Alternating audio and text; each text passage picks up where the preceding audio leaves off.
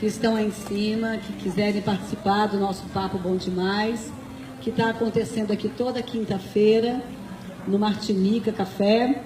Quero agradecer Joel, Capeta, Jurema e os novos proprietários do Martinica, que estão muito gentilmente nos emprestando esse espaço para que a gente possa realizar esse papo, que está sendo muito importante.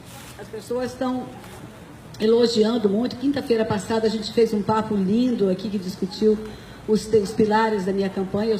Para quem não sabe, eu sou Cristina Roberto, eu sou candidata a deputada federal e eu tenho aqui comigo duas pessoas muito especiais, que eu gostaria que eles se apresentassem. Uma é a Cláudia Farinha, que é a nossa candidata a vice-governadora, e o Rodrigo, que é candidato a deputado federal. Aliás, federal não, federal sou eu, você é distrital. O Rodrigo Brito também é uma pessoa de muita luta nessa cidade e eu tenho certeza que vai nos trazer muitas informações interessantes, sobre a questão da reforma agrária. Cláudia, fala de você. Boa noite a todos e a todas. Então, como disse a companheira Cristina Roberto, a nossa candidata a deputada federal, sou Cláudia Farinha, candidata a vice-governadora na chapa do PT, junto com o companheiro Júlio Miragaia, e estou aqui para bater um papo e falar um pouco sobre a política de reforma agrária. Na verdade, e é importante, é um tema que eu gosto muito, Cristina Roberto, porque além dos desafios que estão colocados, eu sou assentada na reforma agrária, sou assentada no assentamento Santarém, Ceilândia, e é um desafio enorme, enquanto mulher negra, feminista, uma trabalhadora rural, está com esse desafio enquanto candidata a vice-governadora, para estar dialogando e falando um pouco sobre os desafios da reforma agrária aqui no Distrito Federal. É isso. Rodrigo? Uma boa noite a cada uma e a cada um que está aqui presente, acompanhando e participando deste importante evento para a nossa comunidade, para o nosso Distrito Federal em torno. Também uma boa noite a cada uma e a cada um que estão nos acompanhando pelas redes sociais.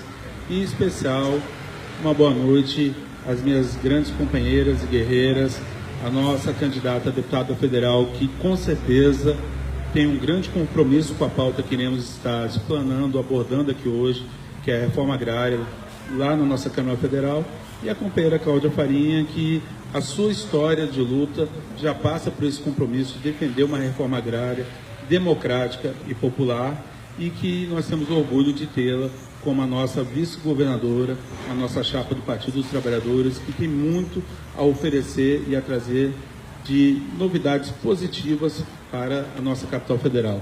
Então, agradeço a satisfação de estar com vocês aqui hoje. Espero que a gente possa fazer um excelente debate, um excelente bate-papo e agraciar todas e todos que estão acompanhando o evento com informações importantes sobre a reforma agrária. Muito bem. A gente escolheu esse tema hoje por vários motivos, mas uma coisa que me chamou muito a atenção, eu conversando com pessoas na semana passada e falando da minha pauta, que é segurança alimentar, falando da necessidade da gente lutar contra os agrotóxicos e não ter veneno na nossa comida, e a pessoa muito encantada com a conversa, achando tudo o máximo, e eu fiz uma observação. Olha, gente, o que é mais interessante disso tudo é que o MST é hoje o maior produtor de arroz orgânico da América Latina. E a reação foi muito negativa, assim, como se fosse uma coisa ruim. E eu fiquei muito preocupada com isso. Então, eu convidei a Cláudia e convidei o Rodrigo aqui para que eles contassem para a gente, de forma muito didática mesmo, o que é a reforma agrária. Você pode falar, Rodrigo? Não, com certeza.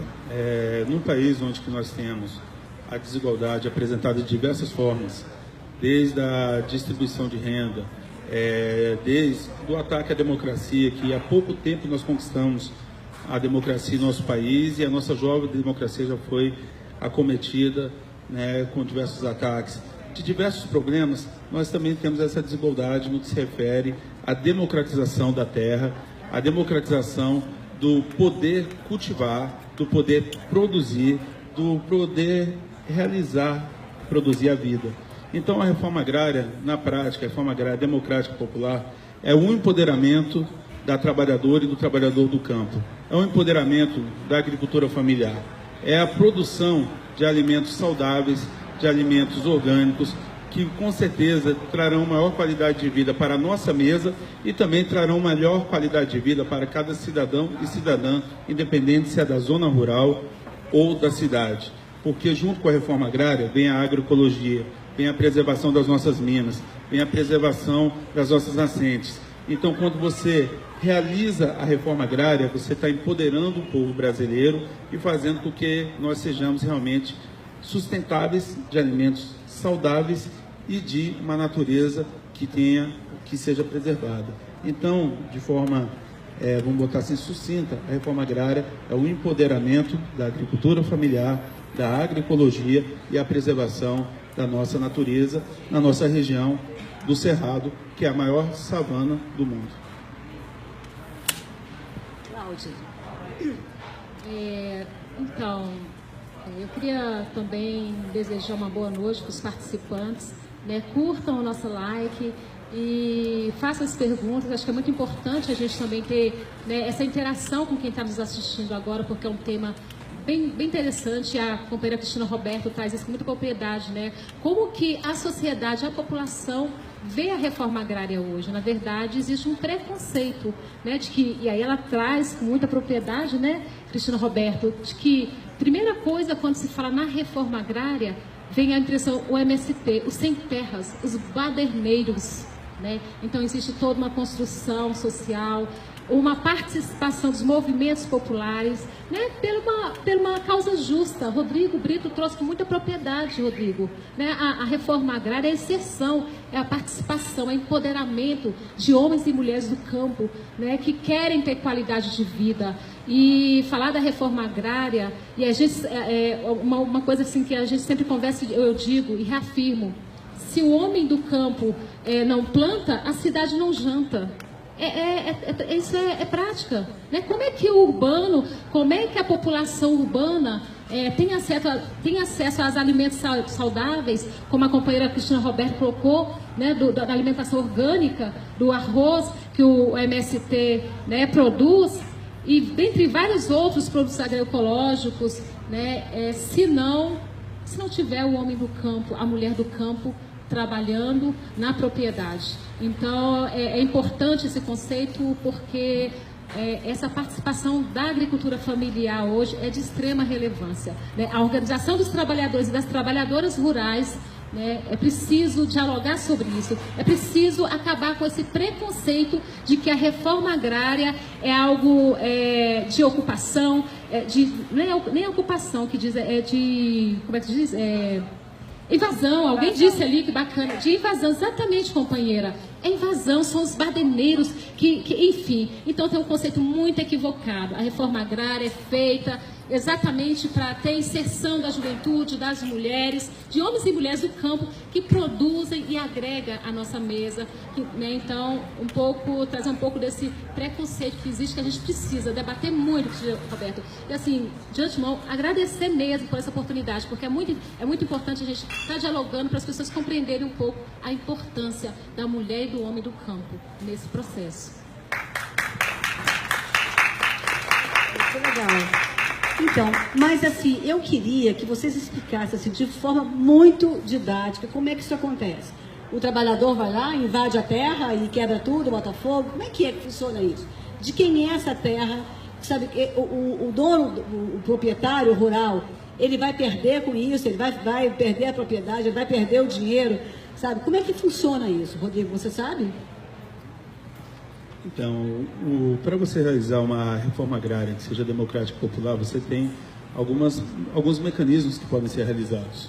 Desde você ter a utilização e o processo de democratização da terra, quando você tem latifúndios, terras que são improdutivas, quando você tem também terras que são da União e porventura você tem grileiros, independente do tamanho da sua propriedade de terra, mas muitas vezes acaba ocupando terras públicas, e aí nós fazemos a pergunta: se aquele que já tem muito ocupa, faz a grilagem, por que não fazer daquela terra que está sendo ocupada indevidamente um exemplo de reforma agrária, que você construiu um pré-assentamento, posteriormente, com o amparo do Estado, um assentamento, e democratizar a terra para a trabalhadora e o trabalhador do campo. E um outro processo também é quando você tem determinadas propriedades, determinadas fazendas, determinados latifúndios, que neles você consegue caracterizar a prática de trabalho análogo à escravidão ou trabalho infantil. Então, quando você vem e caracteriza que naquela fazenda, que naquele latifúndio, há essa ilicitude, ou seja, o ser humano que lá está trabalhando na terra, ele está sendo acometido desse crime, ainda num tempo onde já deveria ter sido banida qualquer tipo de escravidão, então aquela terra, aquela lei que foi aprovada em 2015, ela tem que ser desapropriada e destinada para a reforma agrária, para que realmente o trabalhador do campo, a trabalhadora do campo, possa estar produzindo vida, ao produzir alimentos, a fortalecer a agricultura familiar e dessa forma trazer qualidade, alimentos saudáveis para a mesa da nossa população.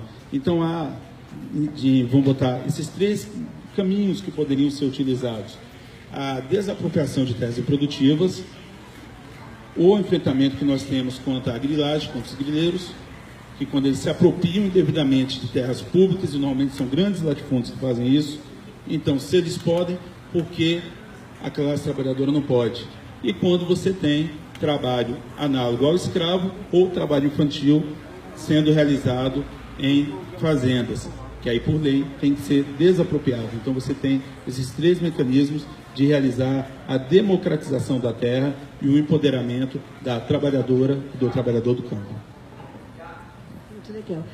Aqui em Brasília, Cláudia, parece que esses assentamentos, eles acontecem em terras já da União, não é isso que você me explicou? Então, Cristina Roberto, Rodrigo Brito, né, os demais ouvintes, que eu estou achando bacana, né, a participação. O bom é isso, que participam conosco, acho que é muito importante, né, os trabalhadores e as trabalhadoras que estão em casa também.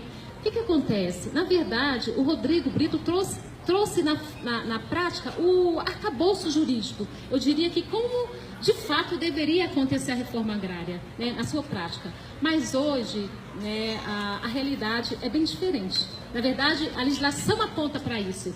Por exemplo, né, a maioria dos trabalhadores e as trabalhadoras da sociedade, da população do Distrito Federal, desconhece que a reforma agrária hoje é feita por chamada pública. Nós conversávamos sobre isso, lembra, Cristina? É um absurdo. Reforma agrária feita por chamada pública. Imagine que qualquer trabalhador que não tem um perfil, né, para estar na terra, o governo lançando a chamada pública poderia estar concorrendo à reforma agrária. O que vem por trás disso? Eu acho assim, o que tem por trás dessa chamada pública? É exatamente isso. A gente começou falando nesse bate-papo, né, nesse diálogo nosso, sobre a descriminalização dos movimentos sociais. E isso é exatamente isso. Porque na medida que o governo, que é o Estado, aplica uma chamada pública para dar acesso à reforma agrária, e aí qualquer pessoa chega... Como é que é feita a mobilização dos trabalhadores e das trabalhadoras rurais, né? Todo mundo sabe, os movimentos sociais organizados mobilizam os trabalhadores, as trabalhadoras para participar do processo da reforma agrária. Tem toda uma construção dentro dos parâmetros que o Rodrigo Brito trouxe com muita propriedade. Mas na prática, hoje, aqui no Distrito Federal, não só aqui, mas sobretudo no Distrito Federal, como a gente está falando aqui no Distrito Federal, é feito por chamada pública. Então, há interesse, de fato, com todos os preconceitos existentes hoje, há interesse de se implementar a reforma agrária? É a pergunta que se fica. Há interesse? E aí, não vamos muito longe, não. A reforma agrária no Distrito Federal, ela aconteceu na década de 90, no primeiro governo PT, né? E agora é recente, no último governo nosso, né, do Partido dos Trabalhadores e das Trabalhadoras. Então, a nossa preocupação voltada para a implementação da reforma agrária precisa ser de fato, mas para que isso aconteça... compreender que existe uma importância do campo para a cidade. Porque se a gente não tiver esse conceito, essa compreensão política, né, dessa reforma agrária ampla, popular, não vai acontecer. E aí, cada vez mais, a sociedade vão olhando para os trabalhadores e para as trabalhadoras rurais com preconceito e com nojo. Esse povo sem terra, esse povo baderneiro, esse povo que não tem o que fazer. Então, assim, é lamentável, mas a gente precisa de uma construção política, a gente precisa estar dialogando com a população para compreender que os trabalhadores e as trabalhadoras rurais, né, participam ativamente e querem, né, ser protagonistas, querem ter dignidade, querem ter vida e dignidade no campo, com políticas públicas também, assim como, né, a cidade tem, sobretudo com a juventude, com as mulheres. Enfim, Cristina. Bom, a gente tem uma pauta muito importante, né, que é a história da segurança alimentar e que o quanto a gente depende do pequeno agricultor. E eu queria saber como é que é essa conversa, né, essa influência da reforma agrária na pequena agricultura, na agricultura familiar, né? Como é que isso acontece? Se é possível alimentar esse Brasil, porque hoje a gente sabe que a agricultura familiar alimenta, quem alimenta 70% do que a gente come vem da agricultura familiar. E como é que fica, né, essa conversa da reforma agrária com a agricultura familiar? Então, a pergunta é bastante importante, uma vez que temos a clareza que não é a grande propriedade, que não é o latifúndio que coloca alimento na vida, na mesa das brasileiras e dos brasileiros. E também, pegando aqui um gancho da fala da nossa companheira Cláudia Farinha, o processo de reforma agrária tem que ser feito com muita responsabilidade. Ele tem que ser feito com compromisso do Estado de realmente empoderar o trabalhador do campo, a família do campo.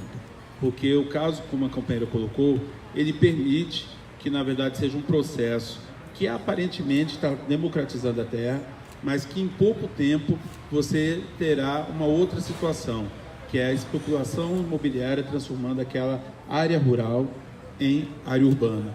É só ver, por exemplo, eu moro na zona rural do Gama, na Ponte Alta.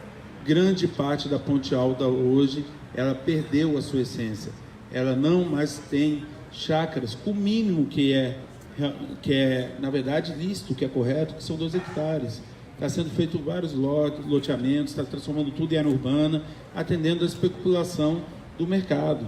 Então você tem um problema que para muitos, não, mas é importante, estamos construindo um condomínio, estamos construindo um prédio, estamos construindo aqui grandes edificações, só que você tem um problema que se não fizer a reforma agrária com responsabilidade, você não terá justamente a agricultura familiar. E a agricultura familiar é essencial, porque quando você tem compromisso daquela família, quando você tem realmente o trabalhador, a mulher e o homem do campo assumindo uma terra, ele sabe a importância daquela terra. Ele sabe que aquilo ali significa vida. Ele sabe que quando está plantando algo, está semeando algo, ele vai colher vida e que isso vai gerar vida porque será um alimento das pessoas. E será um alimento saudável. Não será o alimento do agrotóxico. Não será o alimento que causa câncer na vida das pessoas. Não será o alimento que está matando brasileiras e brasileiros.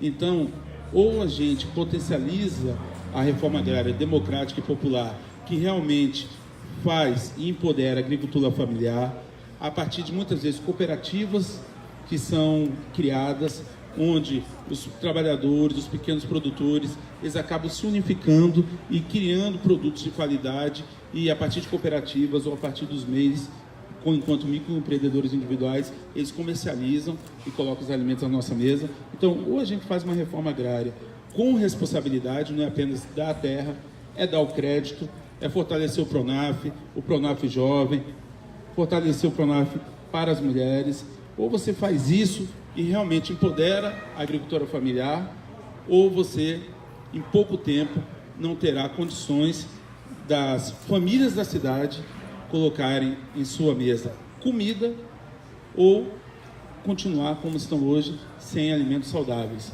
E sem falar de um outro problema, que até citei rapidamente no início da nossa conversa, a questão da agroecologia. Quando você tem o agricultor familiar, quando você tem realmente aquela pessoa que é militante do campo, que é um militante social, que sabe a importância realmente, o valor da terra, essa pessoa preserva. Essa pessoa preserva as nossas minas, essa pessoa preserva as nossas nascentes, essa pessoa preserva a nossa natureza e aqui no Distrito Federal, no nosso entorno, essa pessoa preserva o nosso cerrado, preserva a nossa fauna, a nossa flora. Não faz.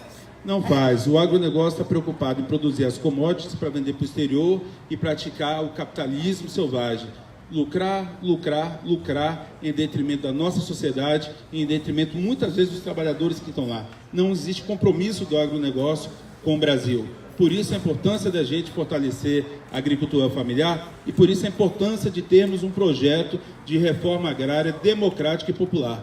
E esse projeto só tem condição de ser desenvolvido com pessoas que estejam no governo, em âmbito local e em âmbito nacional, que entende o sofrimento do povo, que entende a realidade da trabalhadora e do trabalhador do campo, que entende os anseios daqueles que querem ter o direito de ter uma terra, independente se é escriturada ou se vai ser uma terra coletiva, como os vários movimentos defendem, para que não tenha o risco da família se apoderar da terra e depois estar vendendo sem realmente cultivar como é a origem daquela terra.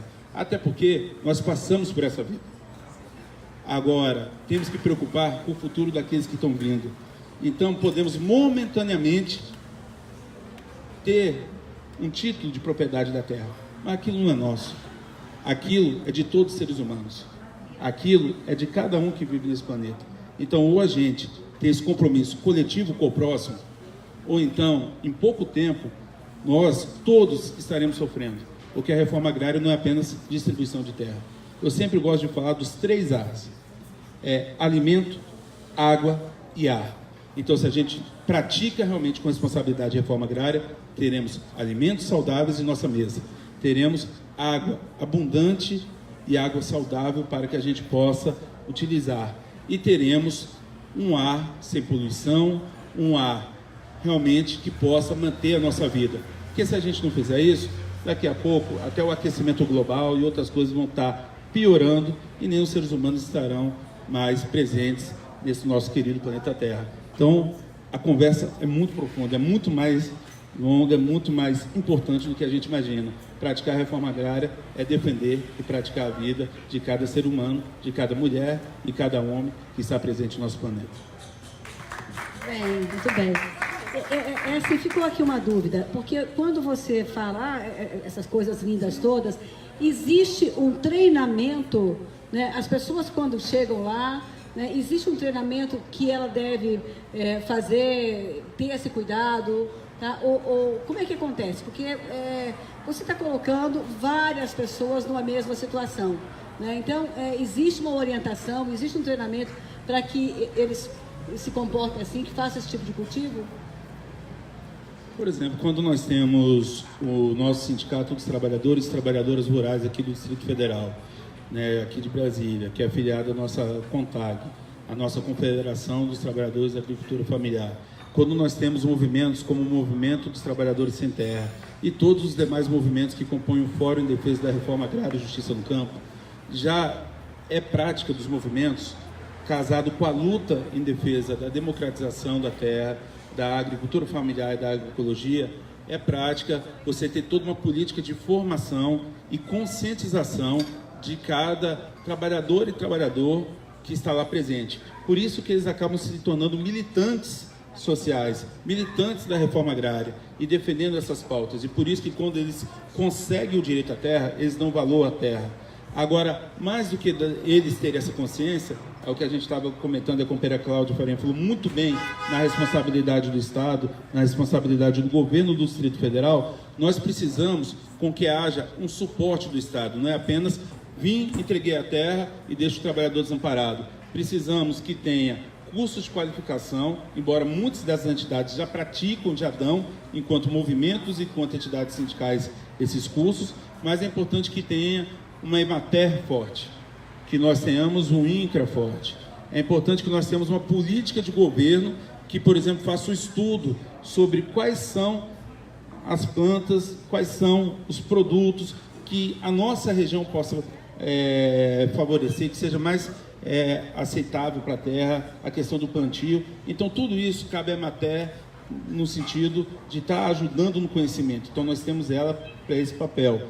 Temos também, aí, em termos de dar condições ao trabalhador rural, nós temos um papel importante do Banco do Brasil, que é um banco que, inclusive, está sendo desmontado e está colocado aí para ser privatizado, entregue para o capital privado, entregue para Bradesco, Santander e para Itaú, que querem tirar esse patrimônio do povo brasileiro, querem tirar a nossa soberania também sobre como fazemos a distribuição do crédito para a população. Porque no Banco do Brasil nós temos políticas como o Pronaf, que é justamente para fortalecer a agricultura familiar, colocando um juros mais baixos, tendo um compromisso realmente com a população do campo. Então, você tem o Pronaf Jovem, o Pronaf Mulher, que são políticas públicas que foram criadas no governo Lula para fortalecer a agricultura familiar. Porque até então, mesmo o Banco do Brasil sendo quem mais potencializa a agricultura no país, mas ele só liberava crédito para o agronegócio. Você não tinha um crédito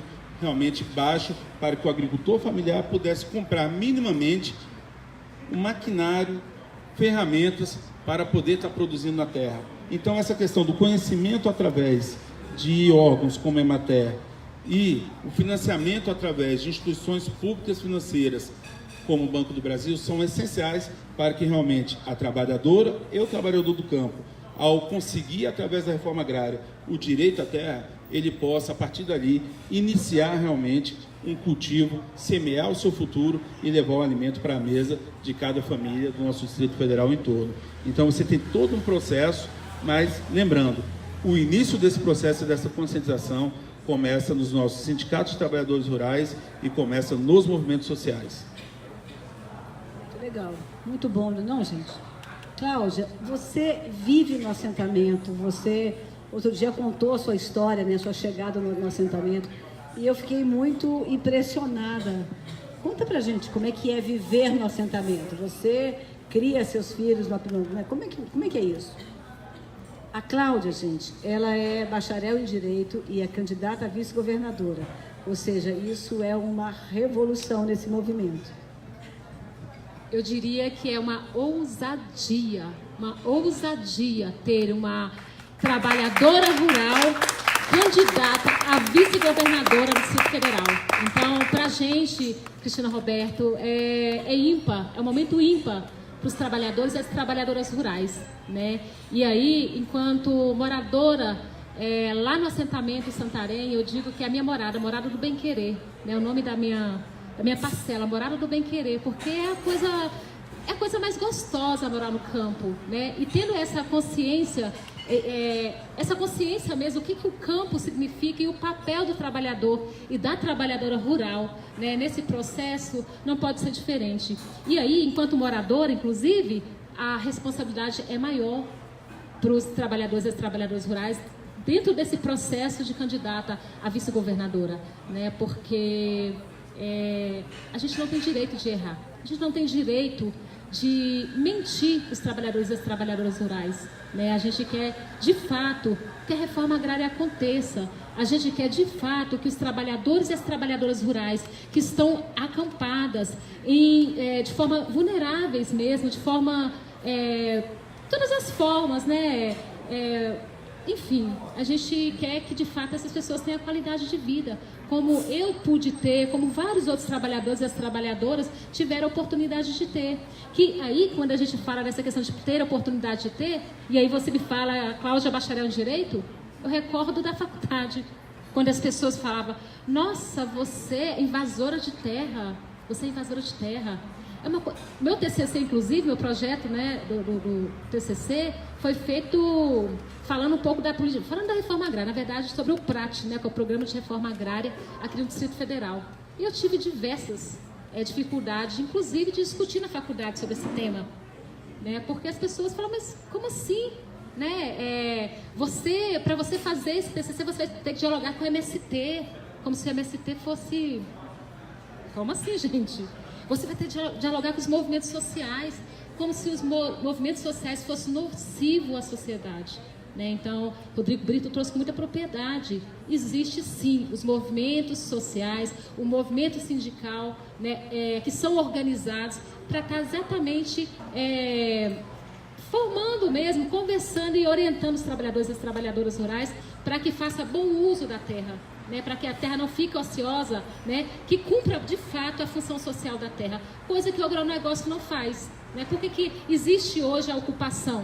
Por que existe a reforma agrária? Por que existe? Por que os trabalhadores e as trabalhadoras brigam para a implementação da reforma agrária? Por quê? Né, Rodrigo? Você trouxe aqui, não vou ser repetitiva.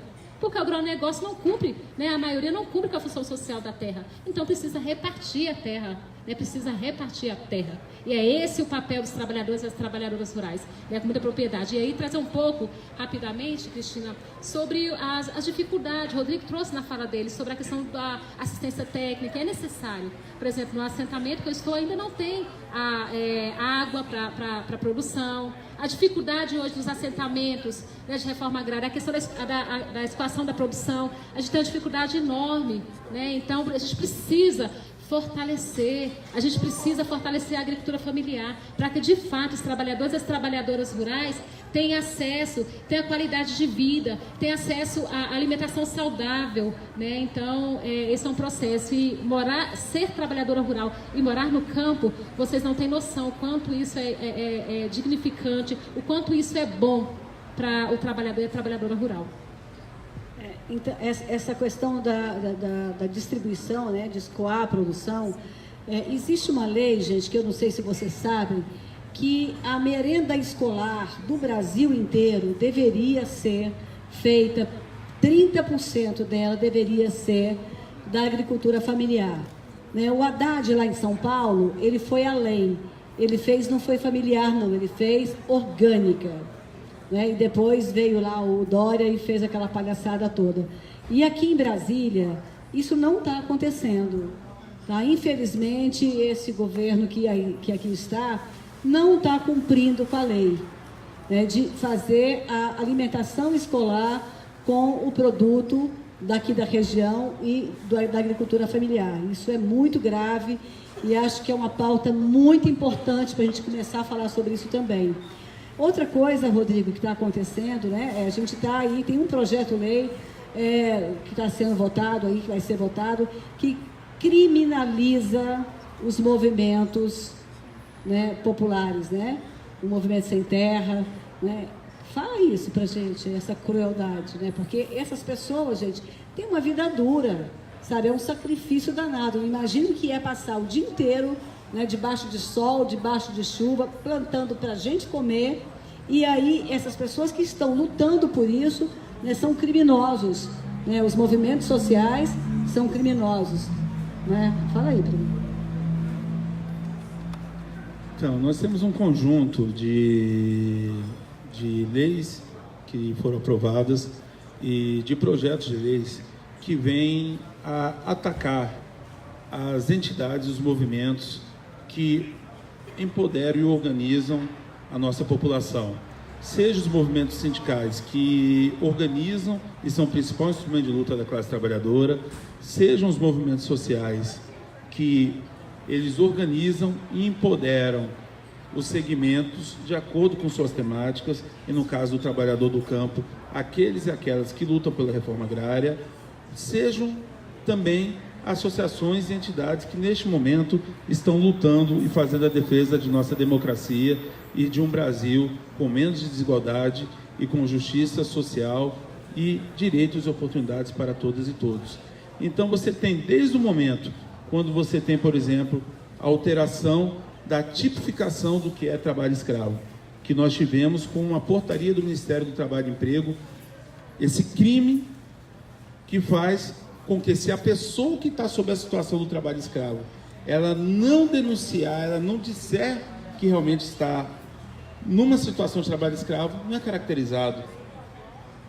Muitas vezes não pode denunciar, ou a pessoa denunciando não resolve. Ela não vai denunciar porque ela não tem como. A maioria das vezes ela vive num cativeiro, não tem nem como sair daquele local que está trabalhando. E quando você chega lá, denuncia, quando você tenta buscar um amparo, você tem uma omissão do Estado porque não caracteriza aquilo como trabalho. escravo, porque a pessoa muitas vezes não está falando. Aquela pessoa tem medo, muitas vezes aquela pessoa nem sabe dessa situação. E aí, muitas vezes, quem está indo lá fazer a defesa está perdendo o poder de defender um ser humano, de defender uma vida que está numa situação, muitas vezes, no mesmo local que você coloca água ou alimento, por exemplo, para o gado, é onde que a pessoa está comendo. E o pessoal acha que isso não existe? Existe. Porque, por exemplo, onde eu moro, lá na Ponte Alta, tínhamos, e a Cláudia conhece lá, a carvoaria do lado, e lá, justamente, é um do local que está em litígio, porque foi caracterizado trabalho escravo infantil. Próximo à minha casa, eu vou ando de lá à minha casa, dá um pouco mais de 2 quilômetros. Então, isso existe aqui, faz parte do cotidiano aqui do Distrito Federal, mas muitas vezes a população urbana não tem ciência disso. Então, você tem esse ponto. Você tem um outro ponto, que é a nova legislação trabalhista, que ela veio para acabar com a organização dos trabalhadores no que se refere a categorias profissionais e também com a forma de organização. Ela ataca o direito do trabalhador definir como se organiza, como que ele define qual é o estatuto da sua entidade, como que ele define as suas formas de financiamento, e nisso acaba destruindo. E quem está sofrendo muito com essa nova legislação trabalhista são, por exemplo, os nossos sindicatos de trabalhadores e trabalhadores rurais, que estão quase fechando as portas porque não estão tendo condições, com essa nova legislação, de desenvolver o trabalho para que eles, enquanto defensores da reforma agrária, tentam fazer. No caso dos movimentos sociais e do movimento sindical, tem esse projeto que está tramitando. A gente falou do que já foi aprovado, agora vamos falar do que está tramitando. Que realmente coloca, tem coisas absurdas que estão tramitando no Congresso Nacional, que realmente coloca como aquelas e aqueles que estão em cargos diretivos nessas entidades, ou que fazem a luta, ou que muitas vezes participam da luta. Eu posso ir para uma manifestação na rua, eu posso reivindicar, sejam caracterizados como criminosos, respondam e sejam presos. Ou seja, está se rasgando mais uma vez a nossa Constituição, porque o direito à manifestação, a você verbalizar os crimes que estão ocorrendo no país, a você dizer, eu existo e quero ser respeitado, isso está sendo tirado de cada cidadã e cada cidadão de nosso país. Então, o ataque não é, o ataque aos movimentos sociais, o ataque é ao MST, o ataque é o MTR, o ataque ao MLT, o ataque à CONTAG, à FETRAF. Não é. O ataque é a cada cidadã e cidadão que tem consciência crítica, que tem senso sobre seus direitos e que exerce a sua cidadania num país que está sendo acometido de diversos crimes e que o principal crime que está sendo praticado no nosso país é o crime de não respeitar a democracia, de roubar de cada um e cada uma o direito de exercer a democracia e o direito nosso de eleger, por exemplo, o presidente da República que nós queremos. Então, o que está acontecendo no nosso país é um estado de exceção e, dessa forma, querem calar aquelas e aqueles que defendem a classe trabalhadora e a população brasileira. Lula livre! Gente, a gente está aqui, acho que no 23º dia de greve de fome, de 7 trabalhadores rurais, né? Um padre, em frente o STF, e assim, a gente tem que fazer um pedido para a Carmen Lúcia, né? Também pedir ao Lula para poder pedir para parar com isso, porque não faz sentido mais, eles não vão valorizar isso em momento algum, e a gente precisa ir lá na praça no final do dia, né? Porque eles todos os dias eles vão para lá para dar o apoio, mas principalmente pressionar a Carmen Lúcia, né, para poder votar. Eles estão aguardando a votação de... Em relação ao nosso presidente Lula, nós temos várias questões que estão ocorrendo de forma equivocada. Mas o que era importante a gente ressaltar, até porque tem muita gente dizendo que é mentira, que não aconteceu, é o que a Organização das Nações Unidas fez. Que justamente a Comissão de Direitos Humanos das Nações Unidas está cobrando do Brasil que seja garantido o direito ao presidente Lula ser candidato que seja garantido, mais do que isso, o direito de cada cidadão e cidadã deste país escolher o seu futuro, escolher o projeto que ele quer de sociedade, escolher o que ele quer para o futuro dos seus filhos, das suas filhas, das suas netas e dos seus netos. Nós temos vários crimes que estão ocorrendo. Isso todo dia a gente faz essa disputa de narrativa e mostra que não há um objeto na questão jurídica que realmente seja comprovado com provas, com documentos sobre o crime do presidente Lula. Não existe. E fora isso, a nossa Constituição está rasgada, e que é o que está colocado em debate, que, pois, ela não está sendo respeitada porque o presidente Lula está preso sem ter uma decisão judicial, ou seja, uma sentença, transitado e julgado, como a nossa Constituição garante. Então, há várias questões, e isso é o que está sendo colocado, e a greve de fome dessas valorosas e valorosos companheiros que merecem todo o nosso carinho, todo o nosso respeito, é justamente para que esse crime que está ocorrendo, ele deixe de ser crime, que a gente tenha o presidente Lula nas ruas, junto ao povo brasileiro, e que ele possa ser candidato. Então, eles estão lutando e estão fazendo greve de fome para que os brasileiros voltem a ter alimento em suas mesas. Até porque o governo Temer, já voltamos a ter 3 milhões de brasileiros de volta à situação da miséria. E por isso que nós queremos, como presidente da República, aquele que tirou 36 milhões de brasileiros da miséria e garantiu que tivessem 3 refeições em suas mesas todo dia. Então, por isso que defendemos o presidente Lula e por isso que os companheiros estão lá fazendo a greve de fome, para que a gente tenha, de fato, um país para todas e todos.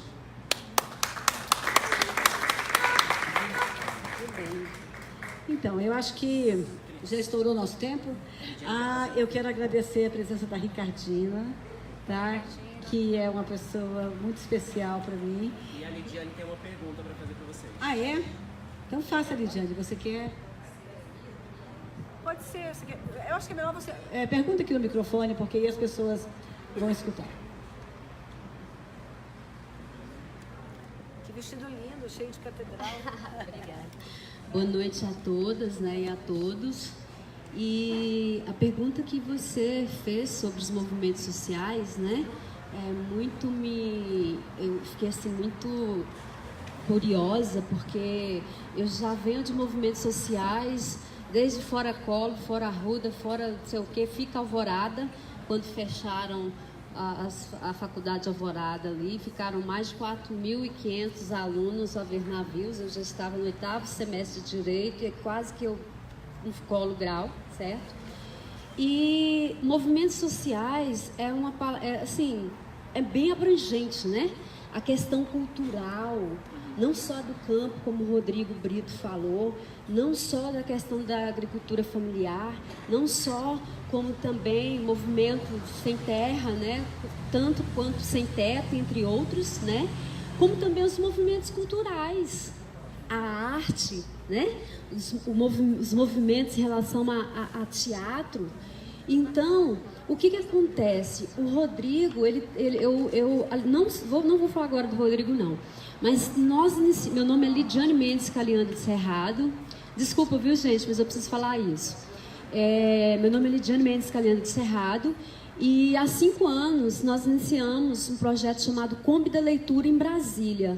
E dos 24 deputados distritais que nós convidamos, gente, pergunta para mim quantos foram lá ver a Kombi da Leitura em Brasília, em frente à Câmara Legislativa.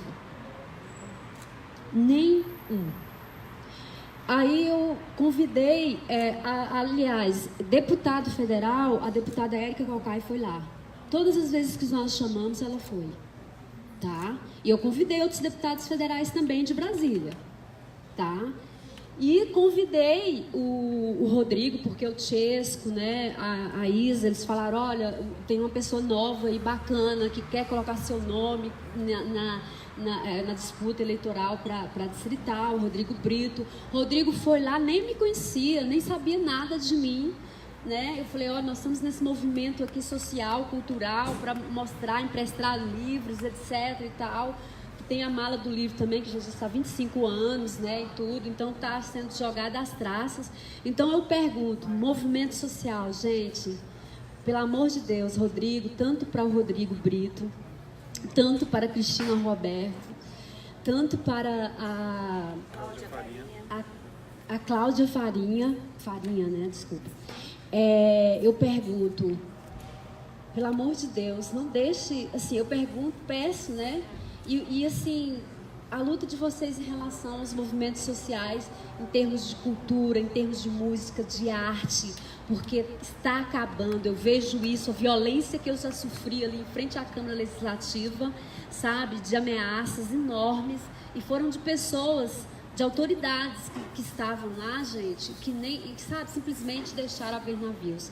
Então, eu pergunto para vocês, gente, o que vocês vão fazer para que essa questão dos movimentos sociais não seja mesmo destruída, porque quando nós temos voz, né, e vamos para a rua, a gente sabe que a gente consegue fazer alguma coisa. E infelizmente nós estamos em estado de exceção, como o Ricardo Brito falou. Obrigada e desculpa. Isso eu pergunto para vocês. Eu acho que qualquer governo de esquerda, quer dizer, o nosso governo de esquerda, sendo eleito, ele é comprometido com as causas sociais. Então, é impossível você imaginar qualquer governo de esquerda que não esteja envolvido com isso. Eu não tenho a menor dúvida.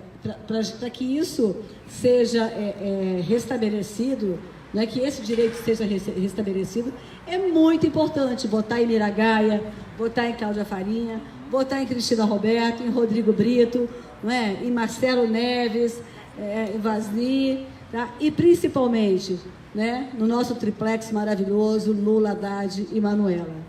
Não, eu acho que isso garante que o povo vai continuar tendo direito a falar, a se manifestar, a se organizar, né, para poder fazer suas conquistas. Não tenha dúvida disso, não é não?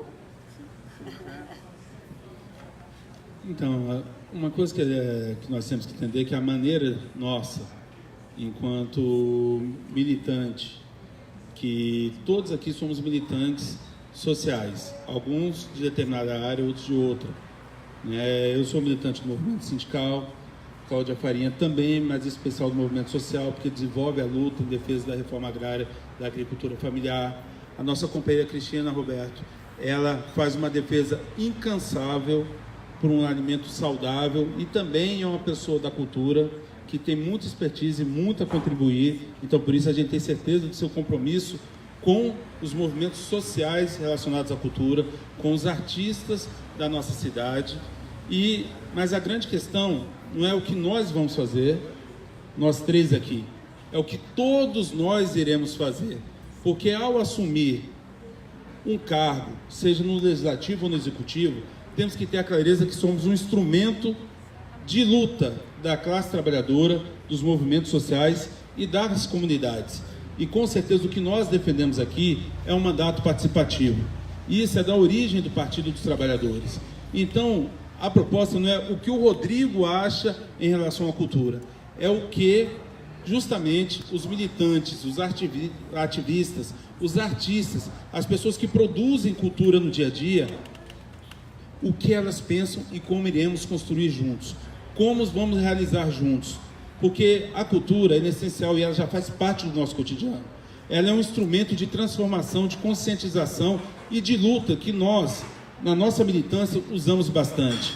Quando você pega qualquer movimento social, qualquer sindicato trabalhador rural, ao fazer a defesa da reforma agrária, sempre abrimos as nossas reuniões, abrimos os nossos eventos com místicas, justamente para caracterizar e lembrar a nossa história, lembrar de onde viemos, lembrar do que já lutamos, do que já passamos, da nossa resistência e o que precisamos fazer. Aí iniciamos o debate.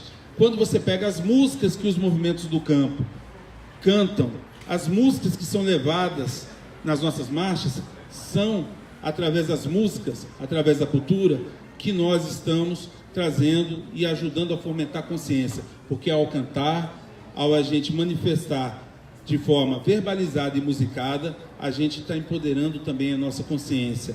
Então, se nós utilizamos a cultura como um instrumento de luta, com certeza valorizamos aqueles que a produzem valorizamos aqueles que geram renda com a cultura, aqueles que geram conhecimento com a cultura, e temos esse compromisso de fazer um mandato participativo com aqueles e aquelas que produzem cultura no Distrito Federal, e dessa forma fazer com que Brasília seja uma capital onde se valorize os espaços coletivos e valorize a cultura, e não a capital onde seja penalizado aqueles e aquelas que querem produzir a cultura com uma lei do silêncio rígida, ou com o gás de pimenta, que simplesmente, quando acham que está incomodando um pouquinho, joga o gás de pimenta. Mas não é por conta do som, não é por conta do horário, é porque não querem que as pessoas tenham oportunidade de se encontrarem, de se dialogarem e de discutir o seu futuro. Porque é melhor você ter as pessoas aprisionadas em suas casas, em seus apartamentos, do que se encontrando na rua e, a partir do contato, a partir do calor humano, pensando como podemos construir uma sociedade melhor. Então, seja no campo ou na cidade, com certeza o compromisso de nós três aqui e de todos que vão estar desenvolvendo e construindo um Distrito Federal mais justo e igualitário, porque temos certeza que com a companheira Cláudia e o companheiro Miragaia podemos fazer um Distrito Federal melhor. O compromisso nosso é de fortalecer, valorizar os movimentos sociais da cultura e todas aquelas e aqueles que militam na cultura, como a nossa Kombi da Leitura, que é um projeto maravilhoso que tem que ser potencializado e que está ali na frente da Câmara Legislativa, e que esperamos em breve ser vizinho deles a partir de 1º de janeiro, ano que vem, na Câmara Distrital.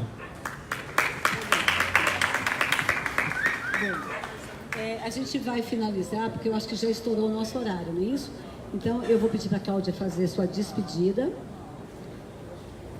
Primeiro, agradecer, né, a presença de todos e todas, né? É muito importante, Cristina Roberto, esse bate-papo com a Cristina, que dá a oportunidade de a gente estar conversando um pouco, né, com a população do Distrito Federal, né, dizer que o Partido dos Trabalhadores tem compromisso com o povo, tem compromisso com essa cidade. E todas essas questões que foram levantadas aqui, seja da reforma agrária, seja do campo da cidade, é um compromisso deste governo, né? Então, junto com o Miragaia, com Marcelo Neves, com o Vasni e os nossos companheiros, né?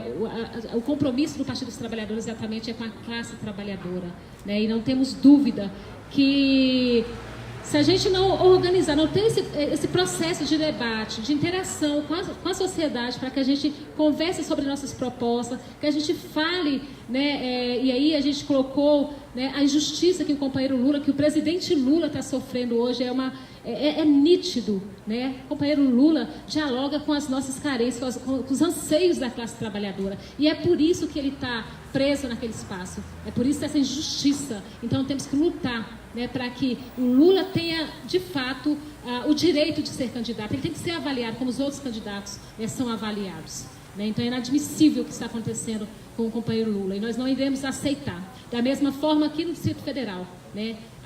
É importante que a população dialogue, que a população interaja e compreenda, né, quem de fato está candidato e dizendo que tem compromisso com a classe trabalhadora. A gente está vivendo hoje, está vendo, né, esse desgoverno, a verdadeira desgoverno, sobretudo com os trabalhadores e as trabalhadoras rurais. O que acontece, a gente tem acompanhado no dia a dia, com o aumento do índice com a violência contra as mulheres, que a gente vê no dia a dia, não dá para aceitar, né? Então, sobretudo com a população que tem menos acesso, né, às políticas públicas. Então, dizer que esse governo tem propostas e compromisso concretamente com a classe trabalhadora. Agradecer imensamente a companheira Cristina Roberto, que é uma lutadora, né? A gente tem várias oportunidades de conversar e estar juntas. É uma lutadora, né, das sessões combativas sobre a questão do agrotóxico. A gente não aprofundou muito o debate, mas é uma questão muito importante.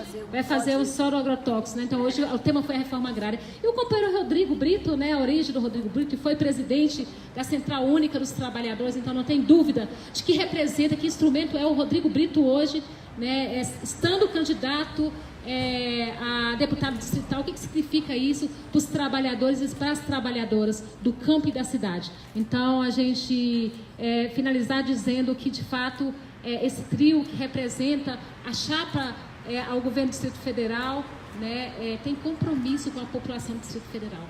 É essa a mensagem. Agradecer os trabalhadores e as trabalhadoras, a sociedade que está nos assistindo, né? E é isso. Um abraço para todos e a todas. Obrigada, gente. Gratidão pelo acompanhamento. E a gente quero voltar mais vezes aqui, Cristina. Oportunidade de conversar um pouco mais. Abraço e até a próxima. Muito obrigada, Cláudia. Rodrigo. Eu inicio agradecendo o convite da nossa querida companheira Cristina Roberto e desejando muita sorte nessa jornada que você aceitou, que para nós, enquanto militantes sociais e enquanto filiados ao Partido dos Trabalhadores, é uma satisfação e um orgulho e tê-la como candidata a deputada federal.